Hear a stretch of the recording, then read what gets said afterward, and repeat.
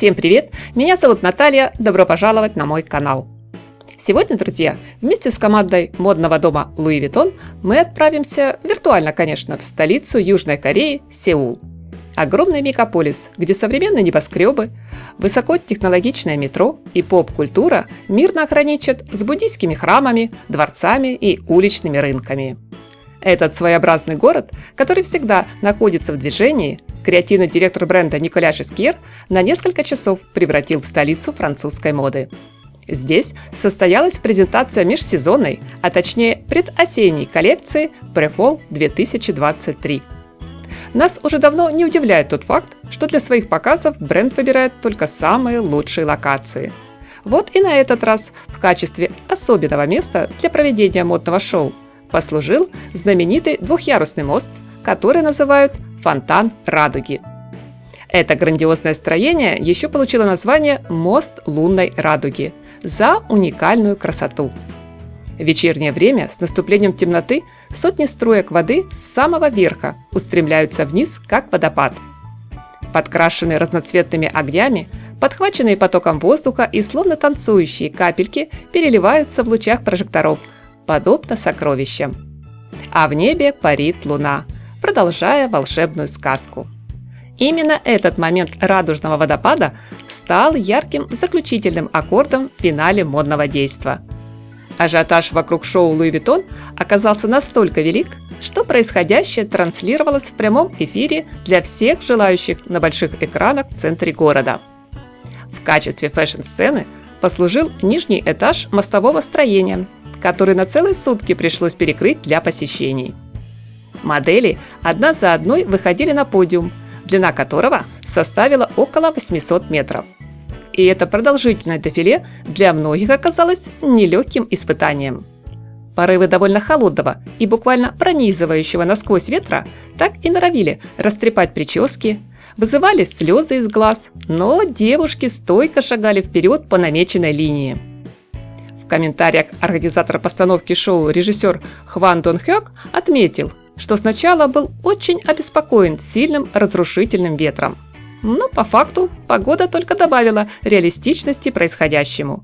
И напротив, лишь усилила общее впечатление от коллекции, основная идея которой – жизнь в движении.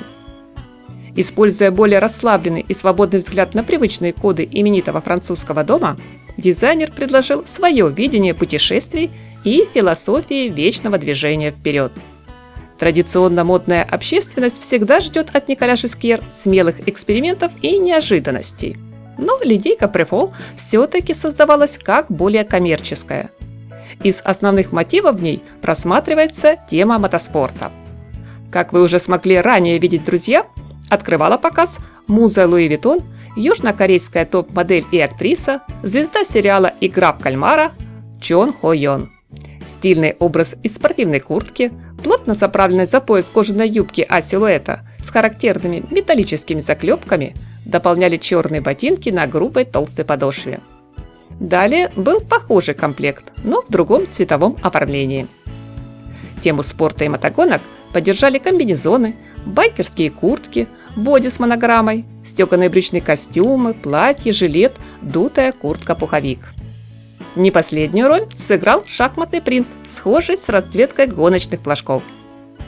Знакомая нам тенденция из предыдущей коллекции бренда, склонность дизайнера к гиперувеличению деталей, теперь ощутимо поубавилась и заметна лишь в акцентных застежках, металлических змейках, широком поясе на талии, а еще в виде массивной обуви, где даже туфли Мэри Джейн получили новое прочтение. Ближе к финалу модные образы наполнились романтическим звучанием, богемными нотками, мягкой роскошью домашней одежды. Платья Макси из струящихся тканей, юбки в пол и расслабленные двойки в пижамном стиле украшал особый аксессуар, за которым уже вовсю охотятся звездные модницы. Это длинный ремень, на котором красуется сверкающий стразами декор. Николя Жескьер создал коллекцию без каких-либо ограничений и запретов. Любые детали можно сочетать между собой в зависимости от настроения и личных предпочтений.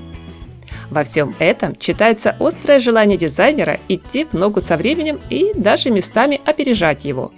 лишь иногда оглядываясь в сторону прошлого.